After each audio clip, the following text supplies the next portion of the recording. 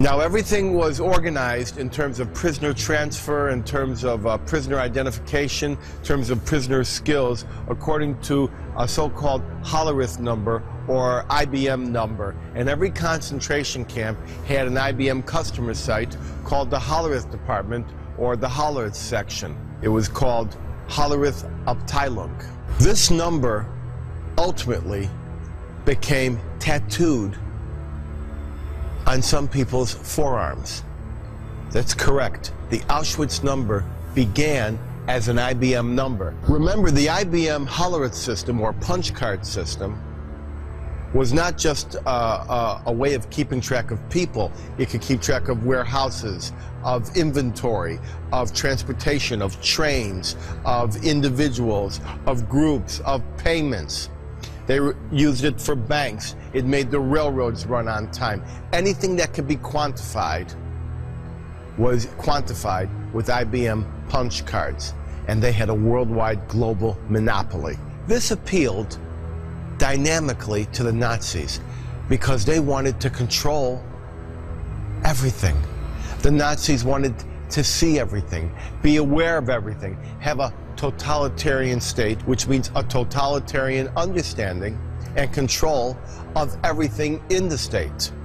And so the Nazis came up with the idea that every single object in society would have a so-called talking number or a descriptive number. There'd be a long series of numbers.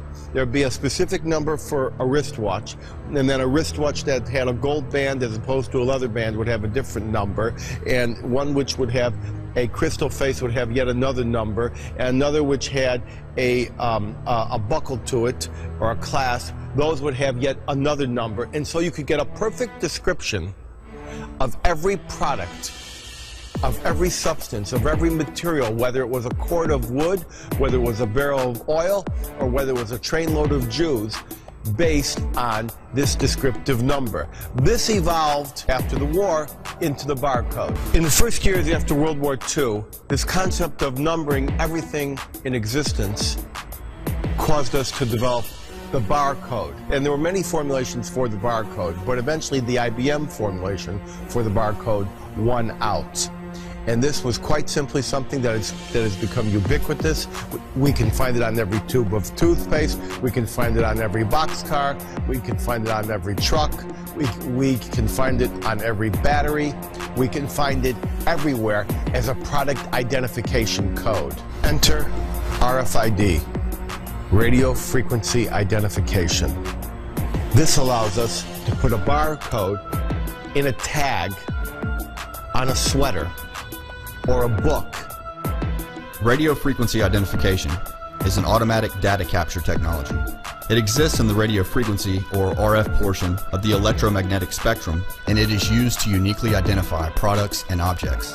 An RFID system consists of three components: an antenna and a transceiver, which are often combined into one reader, and a transponder.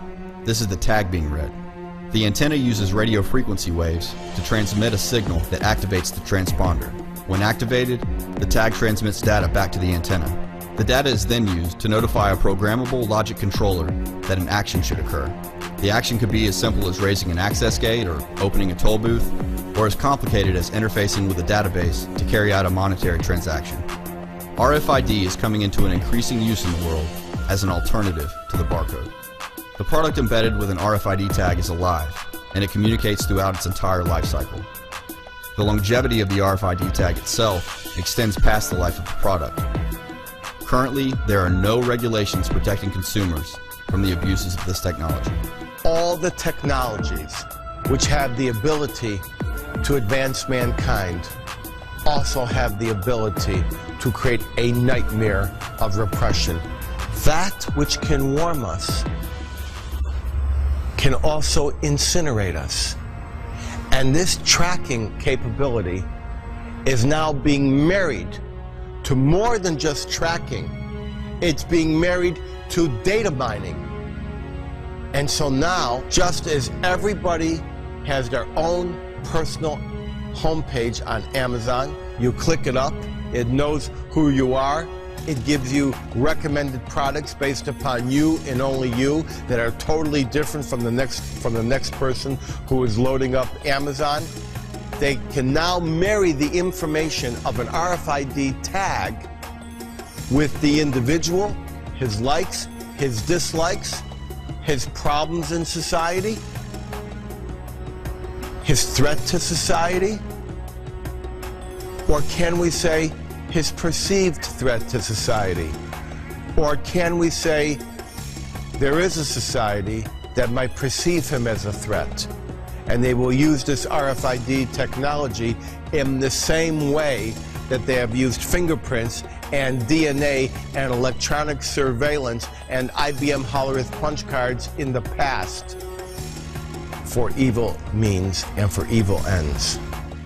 Now, what are we talking about?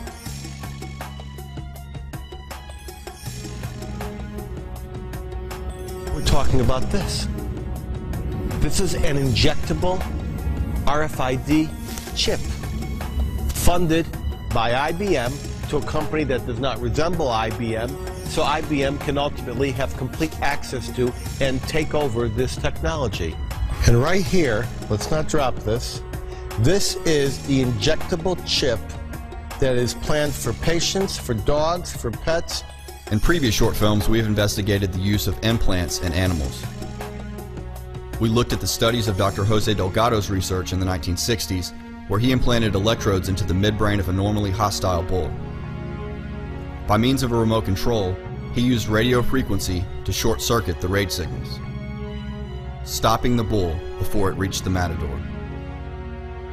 We have also looked at a similar study on cats, where the opposite was accomplished. Rage signals were created via radio frequency, causing the cats to attack. In another piece, we looked at the tracking of animals and raised the question, whose pet are you? But today, we are going to focus on the puppeteer and look at who is controlling the strings and what they have planned for the marionettes. On the 6th of July 2009, a portly Scott Silverman, the CEO of Verichip Corp., the company who owns the patent for the human implantable RFID chip, announced, Verichip Corporation supports legislation banning forced microchip implantation. And thus another agonizing act was completed in their clown, human implantable RFID rodeo show. Scott Silverman trumpeted, for years we as a company have enforced a strict privacy policy that starts with the voluntary use of our VeriMed HealthLink patient identification system, which includes our implantable microchip, the Verichip. The primary application of our VeriMed HealthLink patient identification system and the Verichip microchip is to identify high-risk patients and their medical records in an emergency or clinical situation. Scott Silverman continued, in general, we are supportive of legislation that prohibits forced implants. As long as legislators understand the primary application of Verichip and the benefits it can provide, we support, in fact we started, the voluntary nature of implantable RFID. Why would Verichip Corp issue such a press release, we ponder? Having been dogged by civil libertarians, privacy advocate groups, and being the butt of hacking security flaws, the death knell was sounded when Dr. Catherine Albrecht released her research article,